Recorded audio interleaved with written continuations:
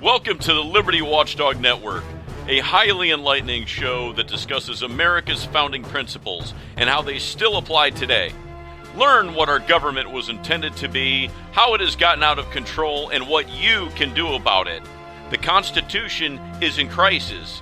If you are a concerned American about the direction of this country, then you are not alone and must tune in every Wednesday at 4 p.m. Eastern Standard Time. You can't defend what you don't know. Learn it or lose it. Please be sober-minded that what we are about to share will be shocking to you. I am your Son of the American Revolution host and LibertyWatchdog.com founder, Nate Green. So let's explore our nation's founding principles of liberty.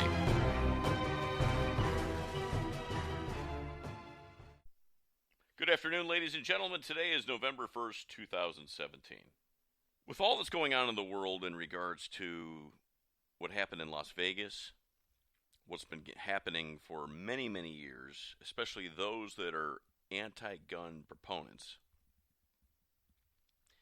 is that we're at a critical juncture, ladies and gentlemen, is that if you don't understand the meaning of the Second Amendment of the Constitution of the United States, then you will allow these non-representing representatives, these usurpers that we have in government, to destroy the very freedom that has been fought for, bled for, died for. So let me remind you what the Second Amendment says in the Constitution. A well-regulated militia being necessary to the security of a free state, the right of the people to keep and bear arms, and here's the key point, shall not be infringed, period. Now my question to you is, what does shall not be infringed mean?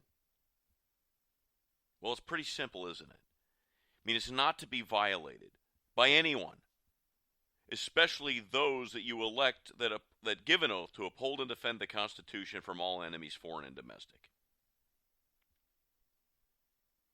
Just recently it was brought to my attention a letter that's being sent out by one of the usurpers that I speak of, named Charlie Crist, former governor of Florida, where he's advocating the further dismantling of the Bill of Rights.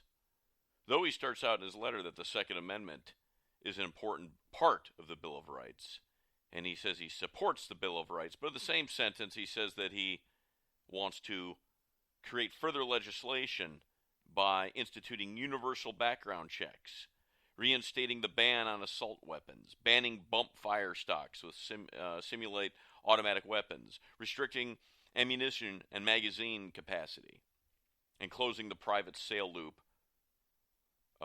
What he calls the sale loophole would go a long way to prevent gun-related tragedies such as the suicides and accidents, domestic violence, and terrorism. Well, sorry, Charlie, I hate to inform you that you can do away with all of the above. And as we just witnessed recently in New York City, is this apparent terrorist, he didn't use a gun at all. He used a vehicle, a rented truck, to mow down 8 people. And what did he have with him? A paintball gun and a pellet gun, supposedly. Well, if that's the case, then perhaps we should outlaw vehicles, because they kill more people on a yearly basis than anything in human history. So, ladies and gentlemen, you have people in D.C. that pretend to be promoters of the Constitution when in reality you just follow their voting record, follow their statements, and filter it through the Constitution, and it's plain as day what they're really about. Whether they say they support the Bill of Rights and the next sentence want to legislate things against it, such as the right that shall not be infringed, has been infringed on for so many years that it's been we've accepted a bastardized version of liberty, which is not liberty at all. It even goes into the Supreme Court. And that's been going on for quite some time as well, as you should know. If you don't know anything about Judge Sotomayor, years ago when she was being touted as the next Supreme Court Justice, we warned about her. And if you don't know anything about her, let me share something with you. At the time, Sotomayor ruled in January 2009 that states do not have to obey the Second Amendment's commandment that the right to keep and bear arms shall not be infringed. In a 2004 ruling, Sotomayor joined two other judges to declare the right to possess a gun is clearly not a fundamental right. She is also referred to foreign case law, not our God-given sovereign law of the land, in her rulings. And yet, ladies and gentlemen, members of Congress and the president at the time approved of this usurper to become a justice in your Supreme Court. Notice I said your Supreme Court because it's about you.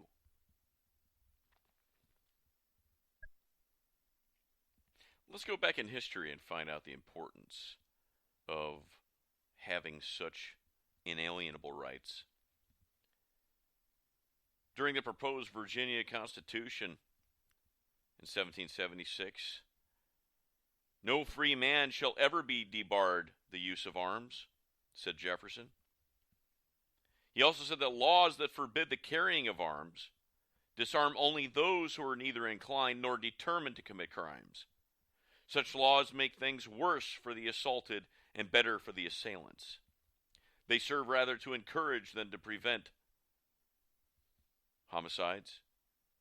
For an unarmed man may be attacked with greater confidence than an armed man. Ladies and gentlemen, it's pretty clear that those that have the liberty to defend themselves are not just defending themselves, but also defending others. So as you see, ladies and gentlemen, is that these people that we elect, that get into office, what they fail to realize is that it is completely unlawful for members of Congress to legislate anything that is against our constitutional God-given liberty. And let me be clear, as the Founding Fathers were, as our law is written, as it states, not as a matter of opinion, but as a matter of fact, that gun control is not, hear me out, is not one of the enumerated powers of Congress. Thus, any law that goes against our liberty as laid out within the Constitution, the Bill of Rights, is completely outside the scope of the powers delegated to Congress. It would be completely unconstitutional and a violation of the Second Amendment. And at that point, you have to ask yourself, do you understand the definition of treason from within? And that's the important part. But if you don't understand the right to bear arms, the purpose of it was to battle tyranny and to give you the ability to defend your person, your family. And as far as the label they put on that calls for defining an assault weapon, first let's define what is an assault. Because what just happened in New York City, the assault that was being used was a vehicle. The vehicle was the object used in the assault. And then we have to look at what is the source of the assault. That should matter most. And in fact, it's a proven fact that if you take an individual and you put a gun in their hand, does that gun go off by itself? It is proven beyond a shadow of a doubt that gun-free zones do not stop terrorists. Go look up and do the homework yourself, folks. You can take away the weapons, and people that have an intent to inflict evil harm on another person is going to do it at all cost. They don't look to the law. They look to their lack of conscience, the evil that dwells within.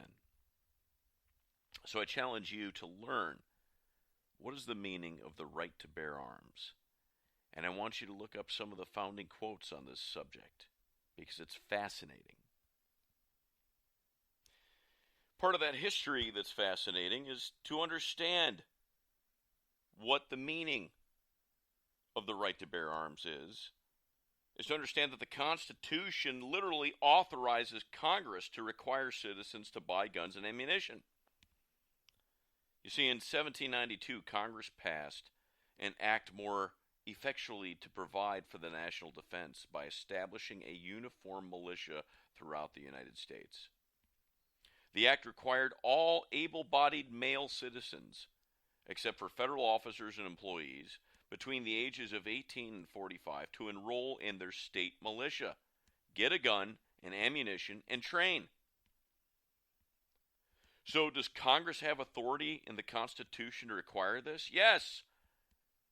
Yes is the answer. Article 1, Section 8, Clause 16 says Congress has the power to provide for organizing, arming, and disciplining the militia, and for governing such part of them as may be employed in the service of the United States, reserving to the states respectively the appointment of officers and the authority of training the militia according to the discipline prescribed by Congress.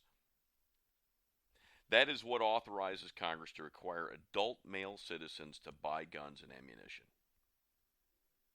Wow.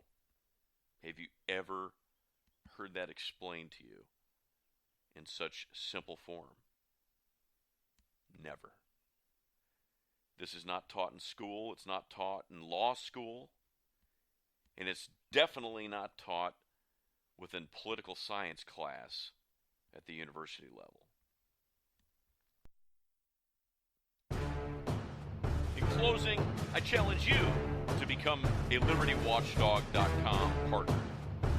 Join us in our cause to educate America to our forgotten history. Learn what it means to be a truly educated citizen. I'm Nate Green. Look forward to seeing you every other Wednesday at 4 p.m. May God bless you. May God bless